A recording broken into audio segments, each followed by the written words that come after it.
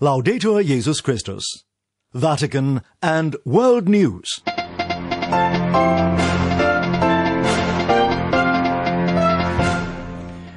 Today, Tuesday, February 9th, the Church celebrates the feast of Saint Apollonia, Virgin and Martyr.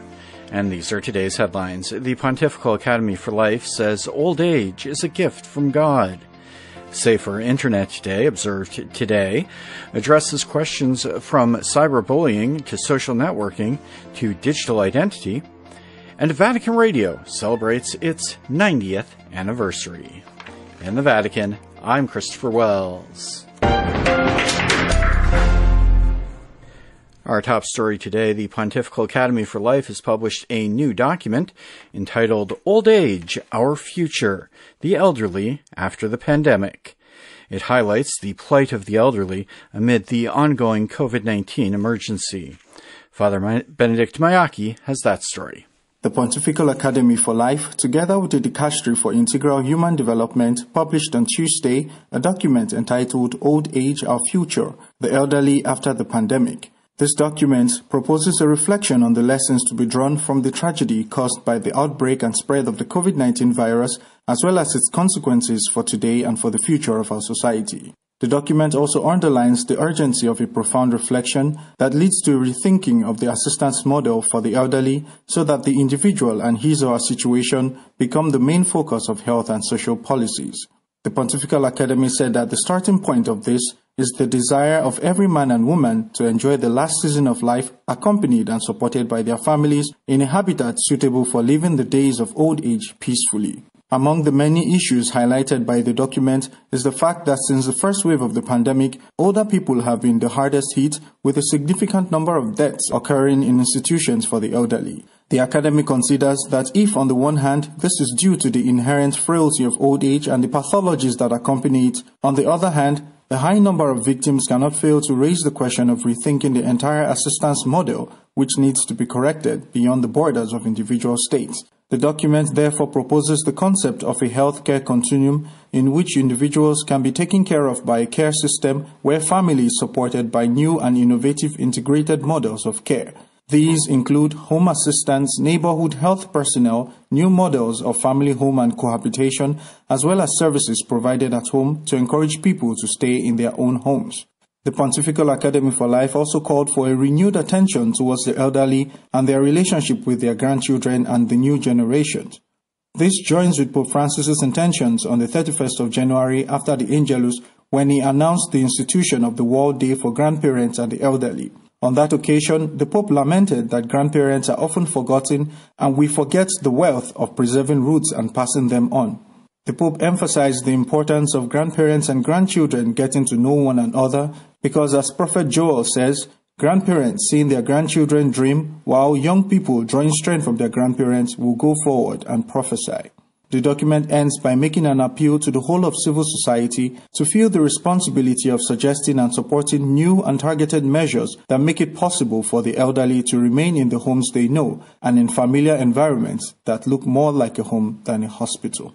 I'm Father Benedict Mayaki. The new document on the elderly was presented this morning during a panel discussion at the Holy See Press Office. Introducing the panel, Christiane Murray, the Vice Director of the Press Office, noted that the theme of old age is one that Pope Francis has highlighted throughout the entirety of his pontificate, especially during the times of coronavirus.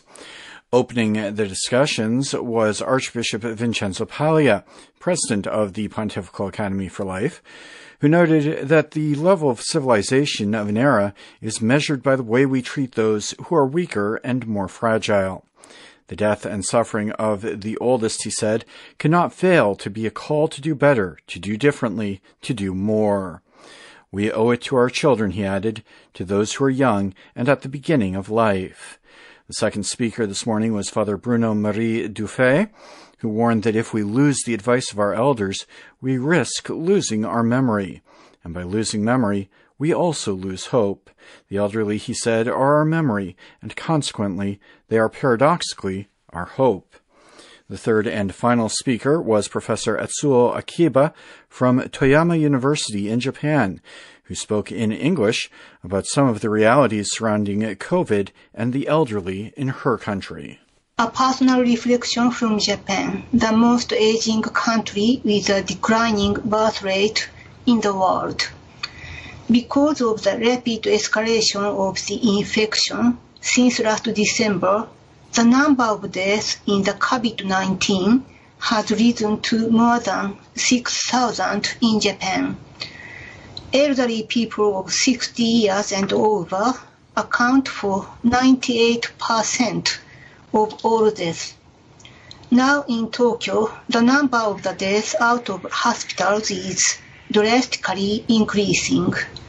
But Japanese media don't report well the actual condition of the death of elderly, where and how they died. The grief of the grandchildren and family members who lost their loved one is not shared in the general public.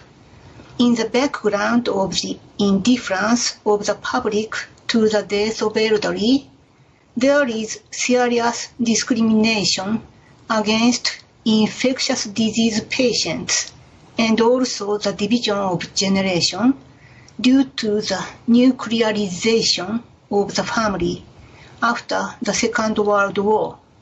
The self-determination thought based on strict individualism is underlying. And that was Professor Etsuo Akiba from Japan. She was speaking at a press conference this morning here at the Vatican. Safer Internet Day is being observed worldwide today, marked on the second day of the second week of February. The annual day was launched in 2004 as an initiative of the Safe Borders Project of the European Union. It was taken up by the European Commission's InSafe network of Safer Internet Centers in 2005. Robin Gomes tells us more about this year's observation. From cyberbullying to social networking to digital identity, each year Safer Internet Day aims to raise awareness of emerging online issues and current concerns. The theme of the 18th edition this year is Together for a Better Internet, which calls on everyone to join in making the Internet a safer and better place, especially for children and young people. Every national Safer Internet Center implements awareness and educational campaigns, runs a helpline, and works closely with youth to ensure an evidence-based, multi-stakeholder approach to creating a better Internet. Safe Internet Day has grown beyond its traditional geographic zone and is now celebrated in more than 170 countries worldwide. Young people need to feel safe and empowered when navigating the online world so that they can fully benefit from the digital world, said Maria Gabriel, EU Commissioner for Innovation, Research, Culture, Education and Youth. With the EU Digital Education Action Plan, we put digital education at the center of Europe's educational landscape, promoting digital literacy to tackle disinformation online, supporting educators and teachers, and ensuring quality online learning, she said. The February 9th observance comes a day after Pope Francis drew the attention of governments and authorities to the dangers that people, especially the young, are exposed online, particularly under the coronavirus restrictions. The increased amount of time spent at home has also led to greater isolation as people pass longer hours before computers and other media, with serious consequences for the more vulnerable, particularly the poor and the unemployed, the Pope told the diplomatic corps on February the 8th. They become easier prey for cybercrime in its most dehumanizing aspects, including fraud, trafficking in persons, the exploitation of prostitution, including child prostitution and child pornography, he said in his State of the World speech. I am Robin Gomes. This past Sunday, February 7th, saw the 4th anniversary of the kidnapping in Mali of Sister Gloria Cecilia Narvaez Argotti. The Colombian nun of the Congregation of the Franciscan Sisters of Mary Immaculate was abducted in 2017 from the village of Carangaso near the town of Cutiala in the southern region of Sicasso, where she worked amongst the poorest of the poor. Her fellow sisters remembered her abduction in a post on Facebook asking for prayers for her release. Dear Sister Gloria Cecilia, the post reads, we are here for you, pleading the Lord to give you strength and protection during your captivity.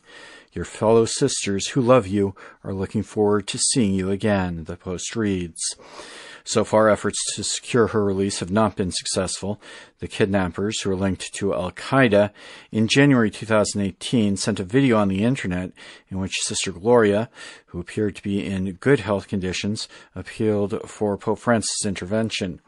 However, according to Sophie Petronin, a French humanitarian worker released with other Western hostages, including Italian missionary Father Pierluigi Micali, the nun is alive but in poor health conditions. Her elderly mother, who never gave up hope for her safe return, died in September of last year. And finally this afternoon, we here at Vatican Radio this week are celebrating the 90th anniversary of our foundation. To mark this historic milestone, our directors have announced the creation of a new website and the launch of a 24-hour web radio available to anyone, anywhere with an internet connection. Devin Watkins tells us more. Pope Pius XI inaugurated Vatican Radio on February 12, 1931, with a clear mission of carrying the voice of the Pope and the hope of the gospel to every corner of the globe. Now, 90 years later, Vatican Radio has expanded its operations to include radio transmissions in 41 languages. To mark this major milestone, the broadcaster is also launching a reworked website and a web radio which will broadcast programming 24 hours a day. In a statement released on Tuesday, Vatican Radio's directors praised the long-standing efforts of the staff at Vatican Radio, who hail from 69 nations. Dr. Paolo Ruffini, prefect of the Dicastery for Communication, said the radio is continually evolving while remaining rooted in its originality and identity. We celebrate this historic milestone with gratitude for all that has been done by those who have come before us, he said. Vatican Radio, he pointed out, maintains its dedication to its original mission of service to the Church, the Pope, and the human person wherever they may be, no matter what religion or culture they belong to. Dr. Ruffini recalled the radio's proud history of transmitting the voice of the Pope to the world despite the threats of World War II, fascism, and communism. He said the radio is celebrating the prospect of a missionary future founded on the gentle power of the spoken word. In the same statement, Massimiliano Menichetti, the director of Vatican Radio, acknowledged that the 90th anniversary is being marked as humanity faces the trials imposed by the COVID-19 pandemic. Our mission has always been not to leave anyone behind and to bring the hope of the Christian proclamation, the voice of the Pope, and sound interpretation of events in the light of the gospel, he said. So, he added, this moment challenges us more than ever before. Dr. Menichetti said Vatican Radio has spent much effort over the last year to collect and narrate stories of people helping people, as we show the face of the Church in every part of society which is building bridges, more often than not, in silence. I'm Devin Watkins.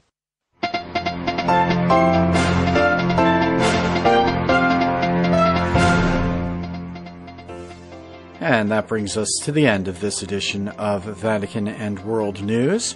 For more on these and other stories, be sure to visit our web portal at www.vaticannews.va. You can also like our Vatican News English section Facebook page and follow us on Twitter. Many thanks, as always, to our sound engineers in studio and the producers who provided content for this broadcast. In the Vatican, I'm Christopher Wells.